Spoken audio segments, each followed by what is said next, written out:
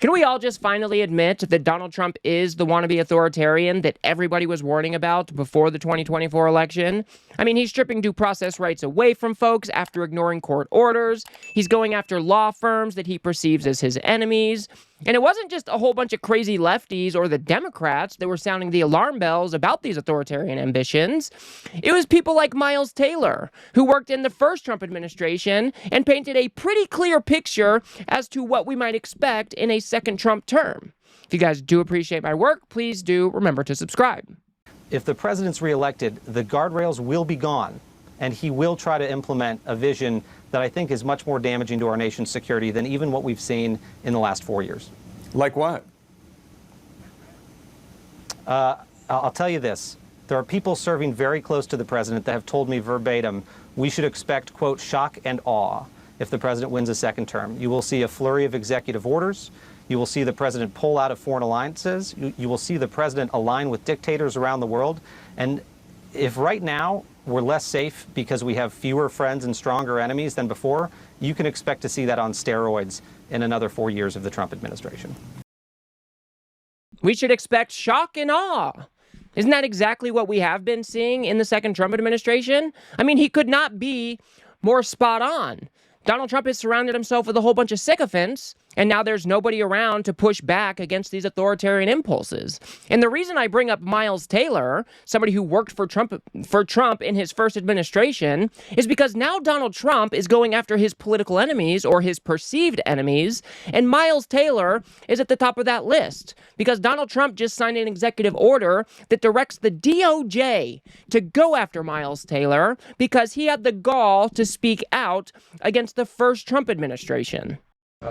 The next presidential memorandum we have for you relates to Miles Taylor. You may recall that Miles Taylor served in the Department of Homeland Security during your previous administration.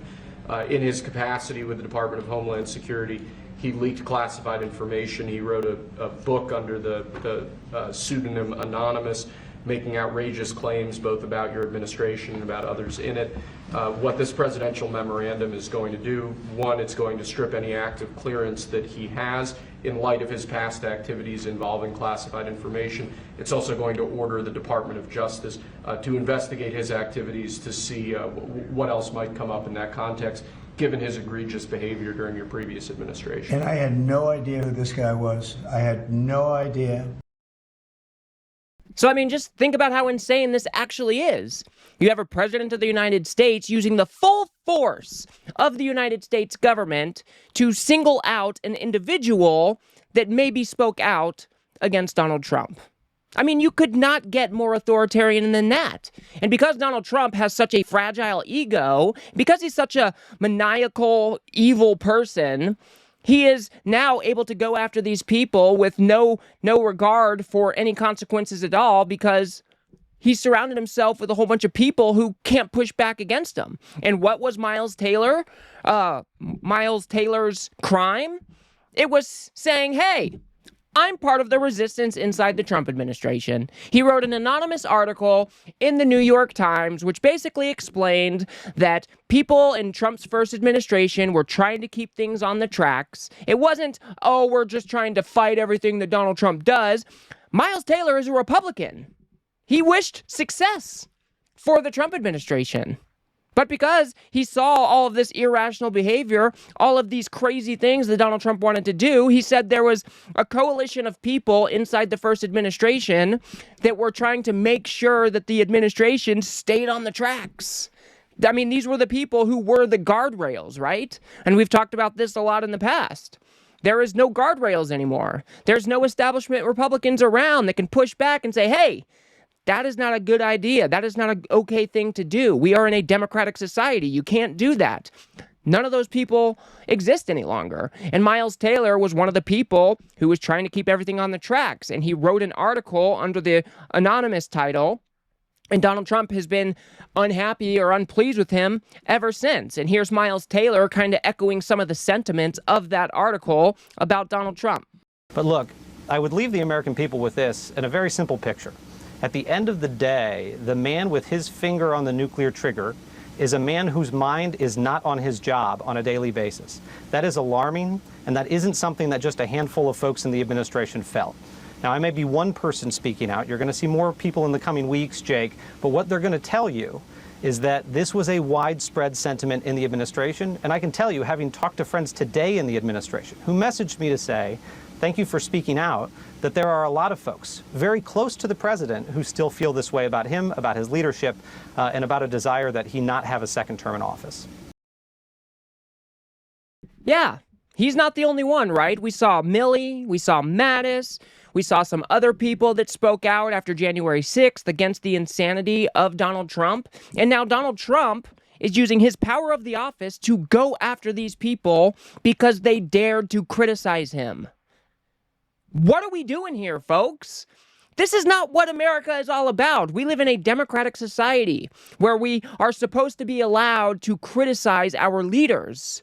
It is one of the main tenets of our democracy, the free speech, which they claim to be warriors for. And now Donald Trump is weaponizing his DOJ to go after people who were using their free speech rights. And now Donald Trump is accusing Miles Taylor of treason. I mean, he is unhinged, folks. It's time to find out whether or not somebody can do that. Can they write a book about very confidential meetings, and because they happen to be one of a lot of people in a room, and they go out and write a book, and worse than that, call it anonymous, like it's a big deal, and everybody say, who is it, who is it, who is it? Then it was found out who he was a long time later, and he got a lot of publicity off that one. He's like a promoter. But we're going to find out whether or not somebody's allowed to do that. I think it's a very important case, and I think he's guilty of treason, if you want to know the truth. But we'll find out. And I assume we're recommending this to the Department of Justice. Yes, sir. He's guilty of treason, guys. That's a capital punishment in the United States because he spoke out against Donald Trump and said, hey, this is an unstable man who is not fit to be president. And now Donald Trump is using the power of his office to go after Miles Taylor. This is absolutely unhinged. Everybody's worst fears are coming true here. All of these authoritarian impulses, all of these authoritarian things that everybody was trying to warn about are now coming to fruition because Donald Trump, like I said, has surrounded himself with a whole bunch of yes men, and nobody is willing to push back against these fascistic tendencies. And now we have people being personally targeted by executive orders, DOJ going after individuals at the direction of the president. And I mean, we're only 3 months in, not even 3 months in. And Miles Taylor isn't even the only one. He named another person who was he wasn't even critical of Donald Trump. In fact, he just came out and said, hey, the 2020 election, it wasn't stolen. And in fact, it was the most secure election in our country's history. Similarly, sir, Christopher Krebs, the former head of CISA, this is a man who weaponized his position against free speech in the election context, in the context of COVID-19. This is it's a similar presidential memorandum to the one you just signed. It addresses his access to government, existing clearances he might have, and further instructs your Department of Justice, other aspects of your government, to investigate some of the malign acts that he participated in while he was still head of CISA. This is another one. I don't know that I met him. I'm sure I met him, but I didn't know him. And he came out right after the election, which was a rigged election, a badly rigged election. We did phenomenally in that election. Look. So back to the 2020 election. We've got Chris Krebs, who Donald Trump appointed to run the cybersecurity division to make sure that our elections were secure. He did his job. He did it well. He came out and said the election was the most secure in our history. And because that went against Donald Trump's narrative that the election was somehow rigged or stolen from him, Donald Trump is now weaponizing the government to go after him. I mean, just imagine the bad precedent that this actually sets. Nobody's going to ever want to serve in the federal government ever again. And somebody like Chris Krebs is somebody we want in the federal government. Somebody who has expertise in cybersecurity and can think through problems and make sure that our election systems are secure. And now Donald Trump is going after him because he had the gall to say that the 2020 election was a fair election. I mean, For those of you that need a reminder, here's Chris Krebs saying exactly that at a hearing before Congress. We contributed to the cross-agency effort to protect the 2020 election by surging coordination and collaboration with our partners across the national security space. In conclusion, because of these and other efforts, on November 12, 2020, government and industry representatives from the election security community issued a joint statement reflecting a consensus perspective that the 2020 election was the most secure in U.S. history. So it wasn't even just Chris Krebs as an individual. This was a whole bunch of agencies that came together and said, yes, our election was secure in 2020. But because that cut against Donald Trump's narrative, he's now calling Chris Krebs a liar, saying that he must have lied about all this stuff because we now know that the election was for sure stolen from me. And this guy Krebs was saying, oh, the election was great, it was great. Well, it's been proven that it was not only not great. When you look at all these lawyers and law firms that are signing, giving us hundreds of millions of dollars, it was proven by so many different ways in so many different forms, from the legislatures not approving to the 51 intelligence agents that worked from all of the different scamming operations. It was a very corrupt election. They used COVID to cheat. And we're going to find out about this guy too, because this guy's a wise guy. He said, we've been proved this is the most secure election in the history of our country. Now, this was a disaster. I mean, what a beta bitch. Donald Trump is such a weak and feckless man. We're talking about something that happened 5 years ago, something that he just cannot get over because he's so damn fragile. And now because somebody spoke out against his false narrative, he is now directing the DOJ to go after this person. I mean, who really lines up behind Donald Trump and says, yeah, this is my guy. This is a strong leader, guys. I mean, what a coward. What a fucking coward. I mean, it is so pathetic, too, because now he's using those law firms that have bent the knee to him and donated a whole bunch of pro bono work. He's now using that as some sort of explanation as to why the election was stolen, or some sort of validation that his claims are true. I mean, Donald Trump went before 60 courts and was shot down every single time. They were never able to prove that the election was stolen. They were never able to prove that there was any real widespread malfeasance. They were never able to prove that it was rigged in any way. And now, like we talk about a lot on this channel, Donald Trump is trying to force everybody else to live in his reality, and anybody who speaks out against this conspiracy-brained madness, well, they're just going to get investigated by this president.